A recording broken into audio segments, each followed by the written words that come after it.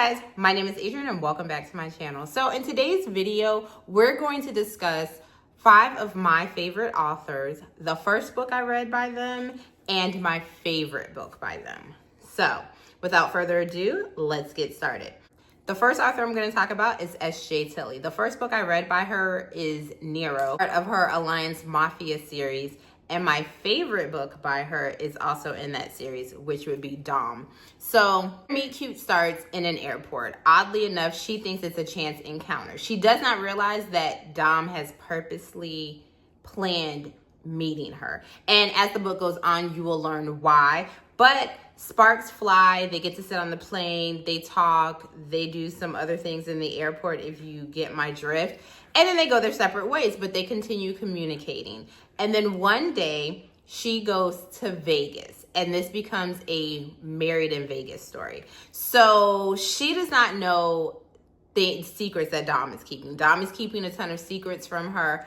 But when I say that even though he is keeping secrets from her and he is doing things that are not right, the love that I have for this man, I loved this couple. And I will say that I don't see myself in a lot of heroines when I'm reading the books. I just don't. But I felt so seen by her thoughts and her feelings, and without putting too much of my business on the internet, just if you read it, you will understand like a lot of the things that she battled with, a lot of her insecurities, a lot of things that just happened in her life. I was like, wow. I was like, I understood. And I feel like a lot of people will really relate to her. I absolutely love this book. I gave it 5 stars. I really want her to write, I really want S.J. Tilly to write more Mafia. And I hope our time comes when she gets the spark again and she wants to give us some more Mafia, because this is by far my favorite series by her. The next author on my list is Miss Lovely J.T. Geisinger. So you will see a theme. You all already know that I read a lot of mafia romance, and J.T. Geisinger has a massive backlist that I really want to get through. But I first discovered her reading Ruthless Creatures, but my favorite book by her is Carnal Urges. So this has been pitched as the tension of John Wick with the stakes of Romeo and Juliet. And I totally get that. So you will get Declan and Sloane in this book. And you will fall in love with Sloane from the very first book, which is Ruthless Creatures. In Ruthless Creatures, the heroine in that story and Sloane are best friends. And so moving on into Sloane and Declan basically kidnaps Sloane to get back at the hero in the first book. And so he thinks by having this woman who is his woman's best friend, now he has leverage. But Sloane is a firecracker and a half. Like, Sloane is the girl that you want to call up and say, my man did X, Y, and Z. Let's go get even. Let's go get a drink. Sloane is the girl that you call in your time of need. Even if you don't need her and you just need a good laugh and some slick comments, you call Sloane. And so it's their romance. Sloane basically charms the pants off of all of Declan's men in the house. Declan himself goes to get her back by threatening to blow up an entire plane. Like, to the ends of the earth. That is Declan and Sloane. I love this book so much. You will laugh out loud. It's a touching story because Sloane has gone through some things. There are some things with weight in here. So if that is a trigger for you, just make sure that I just want to make sure that you're aware. But Declan and Sloane still live rent-free in my mind. And I read that book probably like 2022. Yeah, 2021, 2022. Yeah. Okay. I can't do this list without speaking of Rena Kent. No one is surprised. The very first book I read by Rena Kent was God of Wrath. Now, I completely fell in love. I did not know anything. I didn't know anything about the parents. I had never heard of Rena Kent. I literally was on TikTok last year. No, 2023. I was literally on TikTok and someone was talking about stalker romances. And I was like, oh, I've never read those. I don't think I've ever read one. Like, I couldn't think of a stalker romance that I had read. And everyone was like, oh, you got to check out God of Wrath. I was like, say less. It was on an audiobook. So I was like, okay. I had no idea there was a Rena-verse. I had no idea she was so beloved. I knew nothing. So I went into this book, and of course, I gave it 5 stars. So then it was like, poof. My mind had been opened up. It was like I had been sucked into the vortex of Rena Kent. And the rest is history. She is definitely one of my favorite authors. and this is so hard to say, but my favorite book, if I had been asked this question December of last year, I would have easily been like, God of Wrath is Jeremy, and his father's books, which is a trilogy, is the Vow of Deception. But now I'm torn because I don't know if it's Vow of Deception that is my favorite book or the Monster Trilogy, because there is something new and dear to my heart with Sasha and Krill, but I did read that this year. So if I had to pick, this will change every day, so don't quote me. But you know what? I'm going to do both. My first book that I ever read by Rena Kent is God of Wrath. My favorite books by Rena Kent, because I can't just pick one, would be the Monster Trilogy and the Deception Trilogy. Top tier mafia. Top tier mafia. So let me quickly tell you I'll tell you what the Monster Trilogy is about. Go into both of these blind, but the Monster Trilogy, you will meet Sasha and Krill. Sasha, her whole family was killed, and she joins the army. Krill is over this army. Sasha goes into the army disguised as a man. Krill sees her, and he knows in his mind, he's like, that's a woman, but none of that is my business. Why she's pretending to be a man, I have nothing to do with that. Long story short, they're fighting battles, things happen, they get separated, and then they're injured. So they are forced to pretend to be married to heal together. Like basically this older couple takes them in, they pretend to be married, they're trying to figure out what's going on. That's the first spark of, okay, something's happening between us, but let's not do anything. They don't act on anything there, they keep it moving. Get back to base, and all of a sudden, oh, did I mention that Krill comes from the mafia? He has to go back to New York to basically take over the mafia in New York. And who does he take with him? His bodyguard, Sasha. Okay. The rest is history. Every book ends on a cliffhanger, so be prepared. You will read book 1, there will be a cliffhanger, and you will be like, oh wait, I have to go into book 2, and then book 3. I literally finished all 3 of these books, I want to say in like 2.5 days, and that is not my norm. I ate this up. And the thing that I love so much about this book is Sasha can take care of herself. Sasha is protecting him, he's protecting her, he's on the front line, something's gonna happen and he's gonna be on the front line to get her back. She's on the front line trying to protect him. These two, top tier couple, top tier book couple. I love them with my whole heart, and I would definitely say check them out. Now, there is a huge reading order with Rena Kent, so just beware. I did not follow it because I never follow reading orders. I literally read what I want. I don't feel like I missed anything, but you do with that information what you will. But if you are looking for a really good mafia romance with a Mulan retelling, check out the Monster Trilogy. The next author on my list is Jagger Cole. He is the only male romance author that I currently read, but he is quickly becoming one of my favorite.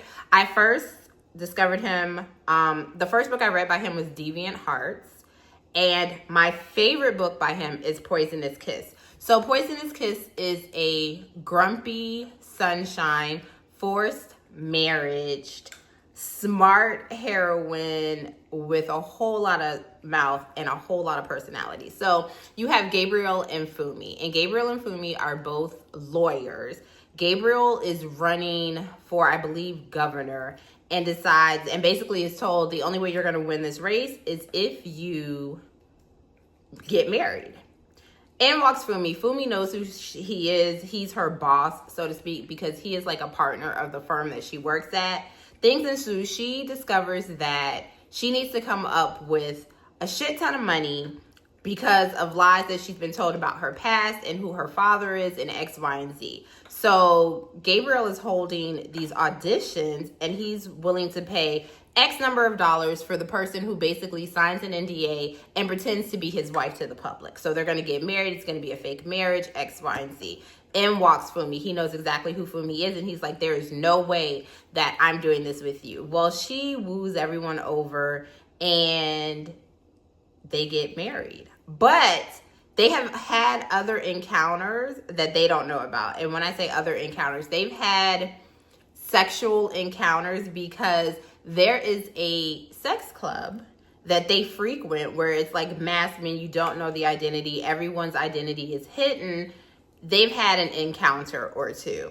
And eventually they figure some things out and the story unfolds from there. When I say I ate this up, this is a perfect read for me. It had everything that I wanted in it. It had primal play. It had a dark hero. It had a heroine that could hold her own.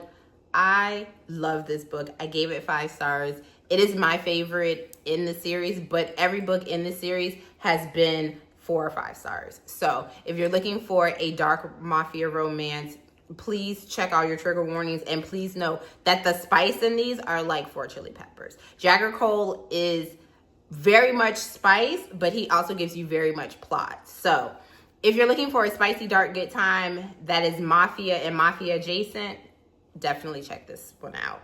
Up next, we're going to talk about Nicole Fox. So, true story with Nicole Fox. I never liked surprise pregnancy books. Like, they just never did anything for me. And then I discovered Nicole Fox, and who knew that if you make it mafia surprise pregnancy, I eat it up. Like, I didn't even know this was a thing. But that is how I discovered Nicole Fox. So, the first book that I read by her is Cruel Paradise. Every book I've read so far are duets. So just keep that in mind. In every book, you will have a surprise pregnancy. So do with that information what you will. I love it. It's mafia, and I just eat them up. They're kind of like a feel good. They're like a palate cleanser for me. Again, I preference for me. They may not be a palate cleanser for you, but they are for me. They're like a ha-ha good time. But all of the men in these books are over the top, alpha holes, mafia heads, you know, no, I can't love you. No, I have to marry someone else. Oh, but you're having my baby. I don't know. It's just like reality TV in a book, and make it mafia, in my humble opinion. So, like I said, the first book I read by her is Cruel Paradise. And actually, that is my favorite book by her. So basically, in this book, the heroine accidentally butt dials her boss and leaves him a 7-minute voicemail about all the things that she fantasizes about him. And he hears it.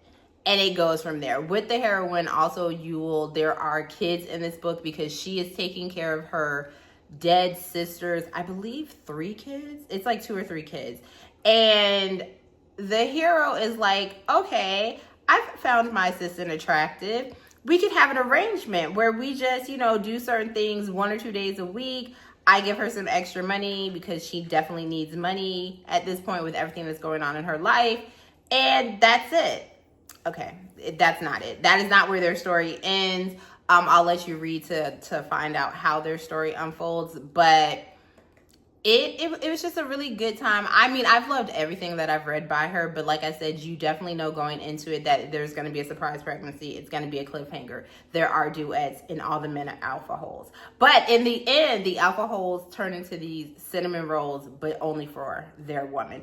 And I think what gets me with those, because you still have mafia things going on. You still have the element of someone's trying to take over, someone's, you know, kidnapping someone's deleting someone. You always have that element of mafia and suspense that I love in mafia romances. And then you just make it a surprise pregnancy romance and mush them together. And that is Nicole Fox. So if that interests you, I definitely say check her out. And the last person that we're going to talk about is not mafia. I'm surprised because I was going through this list and I was really trying really hard not to pick all mafia or not pick as much mafia. And then when I made the list, I realized everyone on this list was mafia except this person. I do believe she does write mafia, but I have not read anything. And the person I'm talking about is S. Massery. So I first discovered S. Massery with Devious Obsession, which is if memory serves me, I believe they are step siblings, but they didn't live together. Like, they didn't know they were step-siblings. They were off in college, and their parents started dating and got married. And then they kind of discovered, oh, we're step-siblings, but they've already had a very unique encounter. But my favorite book by her, which is also in this series, is Twisted Obsession. This was a hard one because depending on the day, it could have easily still been Devious Obsession. So the heroine was his college professor. He is now off playing professional hockey. And she just disappears one day. He doesn't know where it happened to her. He doesn't know where she went, nothing. And then one day he discovers her and he stalks her, and she doesn't know who he is. She doesn't remember anything about them. She's just like living her life. She woke up one day, she got hit by a car. She woke up in the hospital. They said, oh, this is your name. And that was it. And their love story unfolds from there. This is also a dark romance. Please check your triggers. There are some very unique kinks in here. I'll just leave it at that.